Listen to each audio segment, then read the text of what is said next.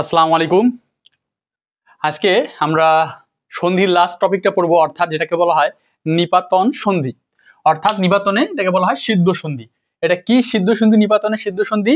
সেটা হলো তোমার যেসব ক্ষেত্রে, অর্থাৎ যেসব ক্ষেত্রে তোমার সন্ধির নিয়ম চলে না, মানে যেসব ক্ষেত্রে তোমার সন্ধির নিয়ম অনুসরণ করে না, সেগুলোকে বলা হয় কি নিপাতনে সিদ্ধ সন্ধি। তিনটা বিসর্গ সন্ধির যে নিয়মগুলো মেনে চলে না, এই নিয়মগুলো যেগুলো মেনে চলে না সেগুলোকেই বলা হয় নিপাতনে সিদ্ধ সন্ধি।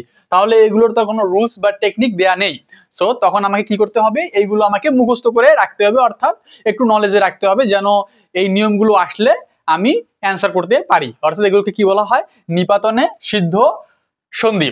আবার বলে রাখি, যেসব ক্ষেত্রে সন্ধির নিয়ম মেনে চলে না, অর্থাৎ যেসব ক্ষেত্রে সন্ধির নিয়ম অনুসরণ করে না, সেগুলো কি বলা হয়? নিপাতনে সিদ্ধ সন্ধি। এখন দেখো, এই যে তিনটা আছে তোমার, স্বরসন্ধি, ব্যঞ্জন সন্ধি এবং বিসর্গ সন্ধি। এই স্বরসন্ধির এই কয়েকটা বললেই এনাফ, ব্যঞ্জন সন্ধি কয়েকটা পড়লেই এনাফ, এবং বিসর্গ সন্ধির কয়েকটা পড়লেই এনাফ। এখন আমি তোমাদেরকে লিখে লিখে দেই, তাহলে কিন্তু সময়টা একটু বেশি যাবে, তাই ডাইরেক্ট একবারে বোর্ডের মধ্যে লিখে দিছি। তোমরা একটু স্ক্রিনশট মেরে নিবা, নিয়ে তোমরা খাতায় লিখে নিবা। এই কয়েকটা পড়লেই নিপাতনে সিদ্ধ সন্ধি তোমাদের কমপ্লিট হয়ে যাবে, এর বাইরের কিছু পড়তে হবে না।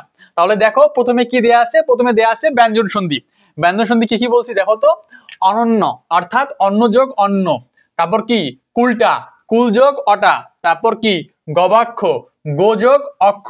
এখন দেখো, এই যে অনন্য, এটা কিন্তু পড়াইছিলাম, নিয়মটা কিন্তু সেমে আসতেছে, ঠিক আছে? আবার গবাক্ষ, গ যোগ অক্ষ। প্রৌঢ়, প্র যোগ ঔর। তারপর বিমষ্ঠ, বিম্ব যোগ অষ্ট। তারপর মার্তঙ্গু, অর্থাৎ মার্ত যোগ আন্নু। তারপর শুদ্ধোদন, অর্থাৎ শুদ্ধ যোগ অদন। সীমন্ত, সীমন যোগ অন্ত। শৈর, সযোগ ইর। তারপর অক্ষৌহিনী, অক্ষ যোগ ঔহিনী। তারপর রক্তষ্ঠ, রক্ত যোগ অষ্ট।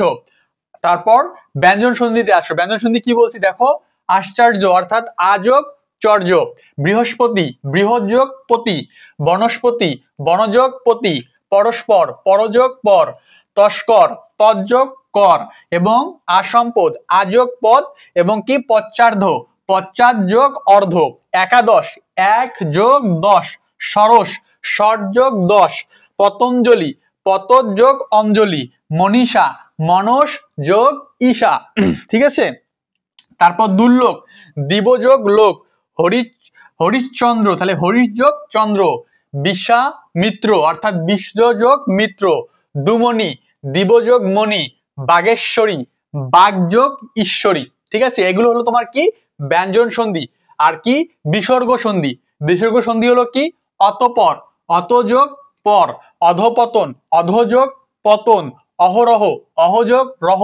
অন্তকরণ, অন্তযোগ করণ। দুঃশাসন, দুযোগ শাসন। এখন বলে রাখি, এতগুলো বলার আমার প্রয়োজন নেই। বিসর্গ সন্ধির ক্ষেত্রে নিয়ম একই, মানে কি? নিপাতনে সিদ্ধ সন্ধির নিয়মটা একই। যদি তোমার মনোকষ্ট, তা মনোকষ্টই বসবে, মাঝখানে শুধু প্লাস চিহ্নটা দিবা, এই শেষ। আর সন্ধির ক্ষেত্রে আর কোনো নিয়ম নেই। আমি তোমার স্বরসন্ধি, ব্যঞ্জন সন্ধি, বিসর্গ সন্ধি সব রুলস দিয়ে দিয়েছি। এগুলো পড়লেই সন্ধি এনাফ। এর বাইরে কোনো ইউনিভার্সিটিতে কোনো রকম প্রশ্ন হবে না এই টপিকগুলো পড়লে, ঠিক আছে? এর বাইরে আর কোনো প্রশ্ন হবে না। আমি এখনো বলতেছি, যারা যারা ক্লাসগুলো করতেছো ভালো করে ক্লাসগুলো করো, ইনশাল্লাহ বেনিফিট পাবা। আর আমি হয়তো কয়েকদিন, কালকে নাহলে পরশু, আমি এর উপর একটা এমসিকিউ ক্লাস নিব। সেই প্রশ্নগুলোতে আমি তোমার 10টা এমসিকিউ থাকবে হলো স্বরসন্ধি নিয়ে, 10টা বিসর্গ ব্যঞ্জন সন্ধি নিয়ে, আর 10টা হয়তো বিসর্গ সন্ধি নিয়ে থাকবে, অর্থাৎ 30টা এমসিকিউ বানাবো। এই এমসিকিউ গুলো থেকেই ধরে নাও তোমার প্রশ্নগুলো ওইরকম টাইপের হবে ইনশাল্লাহ। ঠিক আছে?